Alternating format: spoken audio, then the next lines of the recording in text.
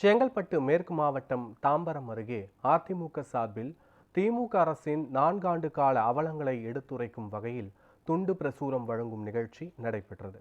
மாடம்பாக்கம் பகுதியில் அதிமுக சார்பில் நடைபெற்ற திண்ணை பிரச்சாரத்தில் பகுதி செயலாளர் தேவேந்திரன் தலைமையில் நடந்த இந்த நிகழ்ச்சியில் மாவட்ட செயலாளர் சிட்லப்பாக்கம் ராஜேந்திரன் கலந்து கொண்டு திமுக ஆட்சியின் 4 ஆண்டு கால செயல்களை கடுமையாக விமர்சித்தார்.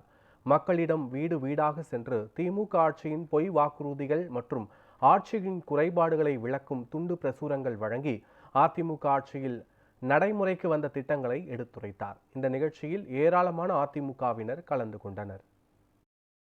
செங்கல்பட்டு மேற்கு மாவட்டத்தில் இருக்கக்கூடிய தாம்பரம் மாநகராட்சிக்கு உட்பட்ட மாடம்பாக்கம் பகுதியில் திமுக ஆட்சியின் அவலங்களை எல்லாம் துண்டு பிரசுரங்களாக வீடு வீடுகளாக சென்று இன்றைக்கு விநியோகித்துக் கொண்டிருக்கிறோம். மிக அருமையான எடப்பாடியாருடைய நல்லாட்சியின் சாதனைகளையும் ஒவ்வொருவரிடத்திலும் எடுத்து சொல்லிக் கொண்டிருக்கிறோம். நாங்கள் போகிற இடமெல்லாம் பெரிய வரவேற்பு இருக்கிறது.